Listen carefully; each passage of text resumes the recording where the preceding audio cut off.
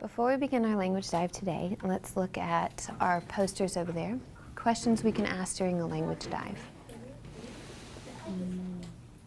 Is there one question that you like in particular that you find yourself always asking? What is it? One is, can you make any connections? Can you make any connections? What's yours? Where is the sentence in the text? Where is the sentence in the text? Mm-hmm. I got like, it's the same thing, but I got like a little more way to like prove it. Prove it. That's one of my favorites. Yahira? What does blank mean? What does blank mean? Mm-hmm. Okay, let's see if we can ask any of those about our text today. I'll spread them out, and first and foremost, we'll put them in order, and then we'll look at what our learning target is. You ready? You can see the trees all growing upside down. There are also drowned stars in it, and they say that at night, if you peer over the edge. Is it in order? No. No, let's fix it. Who has some thoughts? Yeah. Yeah. Because that's the start of a sentence. Yeah, I agree. If you peer over the edge, you can see the trees growing upside down, and they'll say that at night there are also drowned. Yeah, I think that was stars in it. Yeah. Okay. Yeah, I agree. Are we good? Yeah. We ready? Yep. Okay.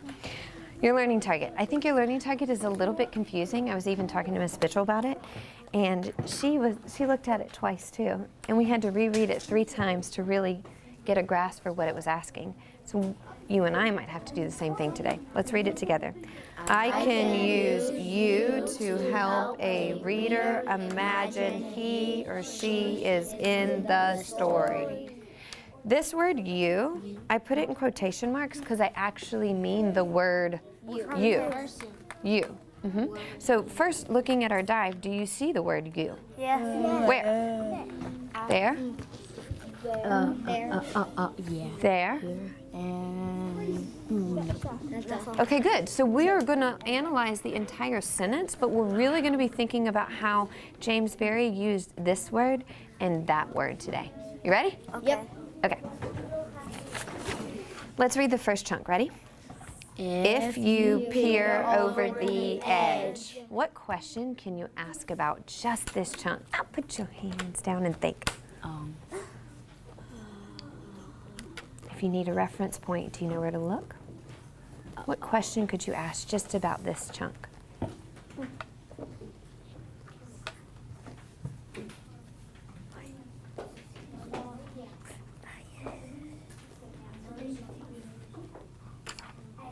All right, turn to the person next to you, but you're with me. Turn to the person next to you and talk. Well, your talk would actually be a question, right? Ask them a question about this chunk. Go. What does peer mean? I had the same question. What do you think it means? Do you know? There is over the edge. Why did they say that in the question? That's what I was gonna say.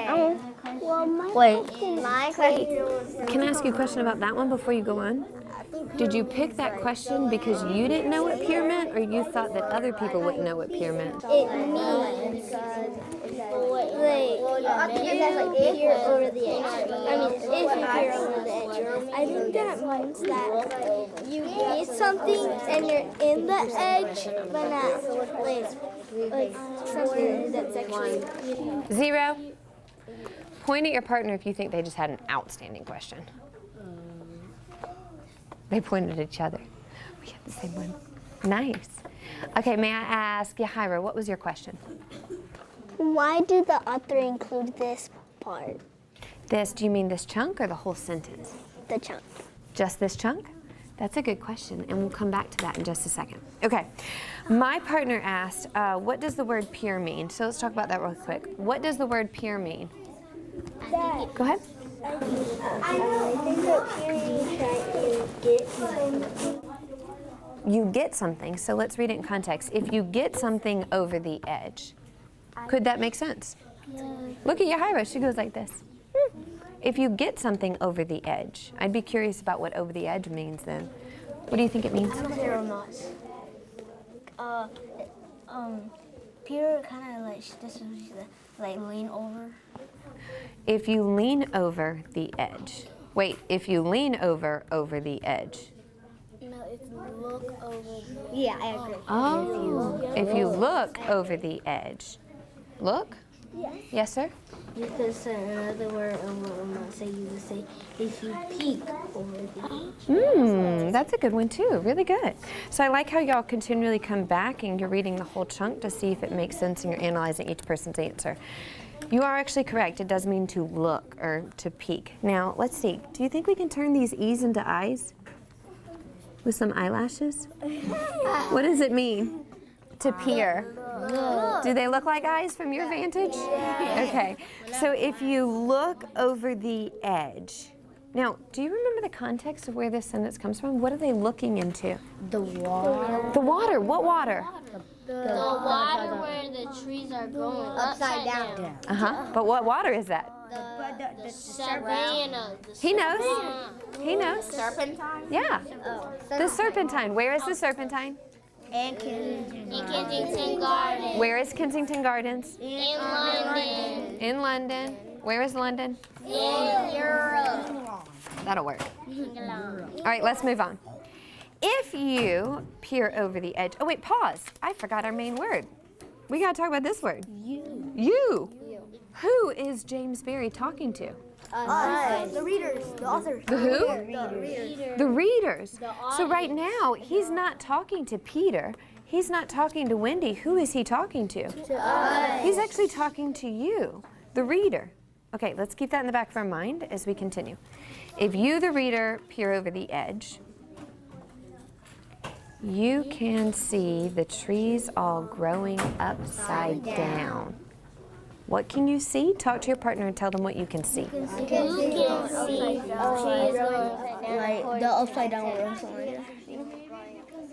Yeah, like this place in Gallenberg, I think. There's like an upside down building, and inside it has upside down trees. I also like what you It's probably like if you're like in the ceiling, but you're looking at the water and the trees are upside down. From here and not just from your mind. You weren't inferencing, you were just pulling straight from the text in that moment. 3, 2, 1, 0. These are your task cards that we started last week, and we're having to continue today on day 4. Look at day 4 right here.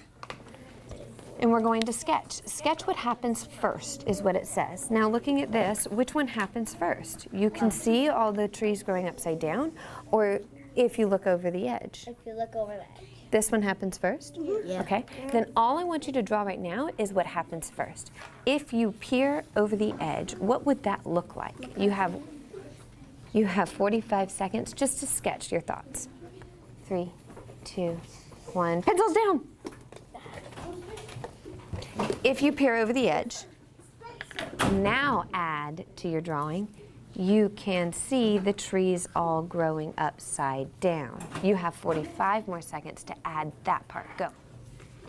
Talk to your partner real quickly. What changed between your first drawing and your second drawing? Edge, which means the window's there, but you're looking outside of the window, which you can see whatever you can see, and pretend that there's like trees growing upside down. Well, like you know how like you can turn upside down, you can actually see everything that's like upside down. Like you can see that and everybody else is like going upside down. Casey and Mackay, can you explain to us why are the trees growing upside down?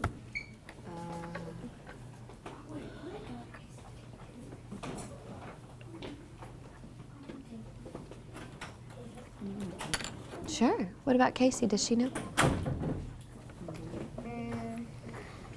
I think that trees are going upside down because when people look in the water, usually the trees are behind them, and then it's like the shadow. And it's not exactly a shadow, is it? No. Does anybody know what it's called when you look down in the water and you see what Casey called the shadow of what's in real life. What is it called? Reflection. Yes, it's a reflection. Very good. But it's very much like a shadow, because a shadow is a reflection of me on the ground, right? Blocking the sun. This is a reflection in the water. So if you peer over the edge, you're going to see all the trees growing upside down. May I ask you a quick question? Yeah. Can we switch the order? Okay. Read it with me. You can see the trees all growing upside down if you peer over the edge. Talk to your partner. I want the opposite person to start this time. Go ahead. You started Can you reverse the order? You can't reverse the order because I think you can reverse the order. I think it changes. If you switched the first order and the second order, even though it doesn't make sense for people that don't actually switch, but I think it makes sense, because even though you switch something, you could actually turn it into making actual sense. you can see the trees all growing upside down if you peer upside down over the edge. Jose, would you like to share what you and Ramat said? Well, I really didn't say much, but I guess okay. So like I was saying to him that it actually does make sense to if you switch it around the opposite, Can you say why? because like it makes sense, and because it's telling you what's gonna happen, and then it's telling you what do you have to do to. This is what you have to do, and if you do this, then this is what happens. Nice. So this, you think I can write that upside down? Does the D go on that side? Oh, wait. That's how What you have to do, and this is what happens. Are you impressed? Yep.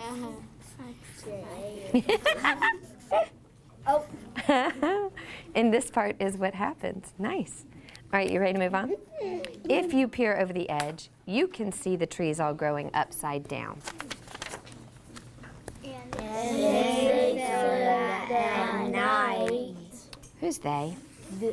Probably P Or the audience go is- there. Well, that are like still there. People that are still there, people that go there, Of the gate. inside the gate, visitors. That go see this. But don't the gates close? Is it a specific group of people like the Lost Boys, the Mermaids? No. It's just people.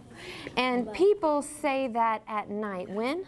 At night. Are you ready to hear the last part? This one's my favorite. At night, what happens? Tell me.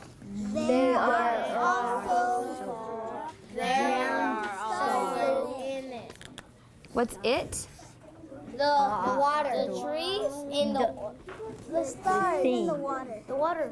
It is the water. It could be the water or the trees. Oh yeah. Okay, let's read it as if it's the trees then.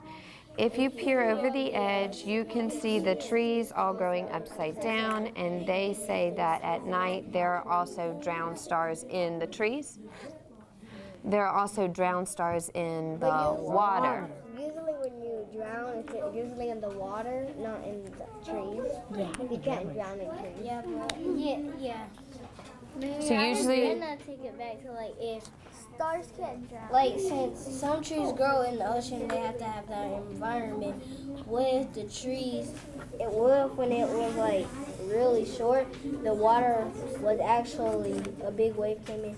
The water was above the tree, so you could see actually the trees looking like they were in the stars, looking like they were in the trees. you could. I'm going to agree with Casey here that drowned helps us discover what the object of this pronoun is, and it would be the water. What does it look like for drowned stars to be in it? Stop.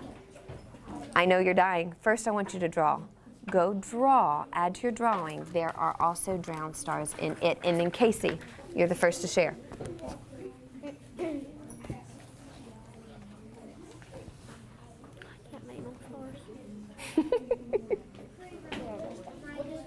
5, 4, 3, 2, 1, 0. Eyes up. Take a glance with your eyes like a miniature gallery walk to the right and to the left, and just look at your friend's work.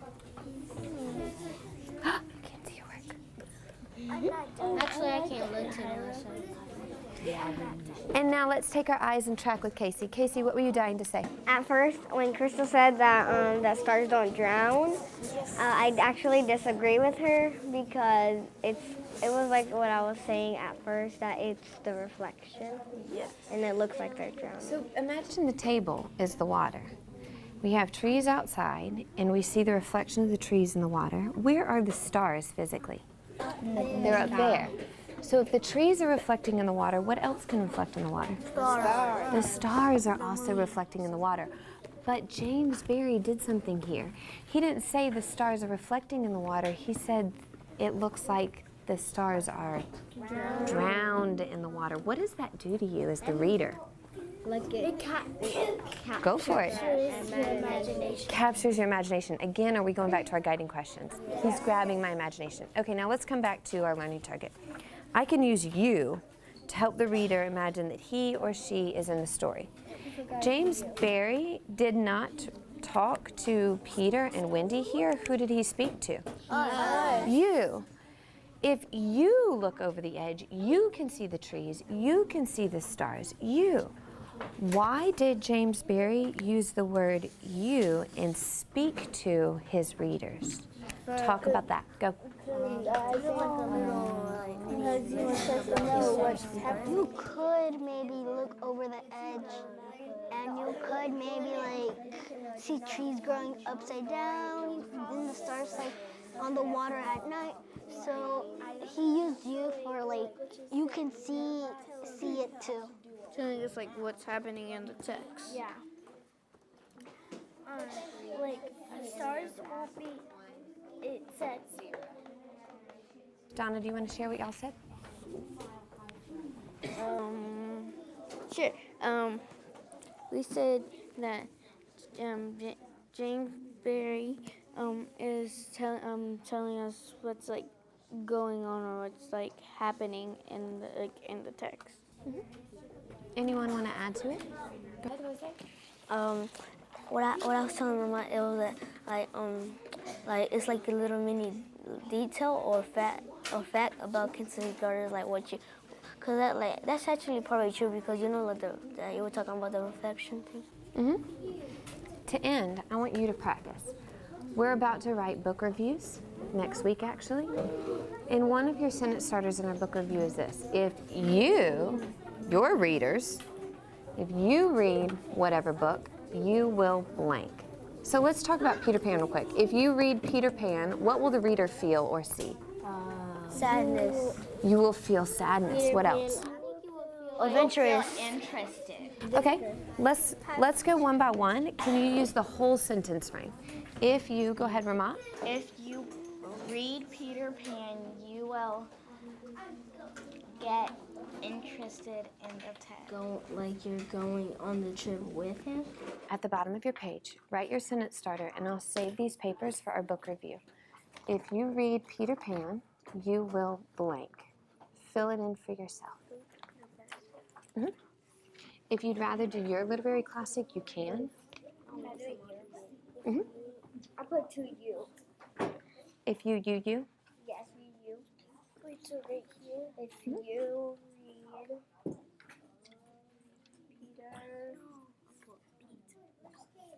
Pan, you will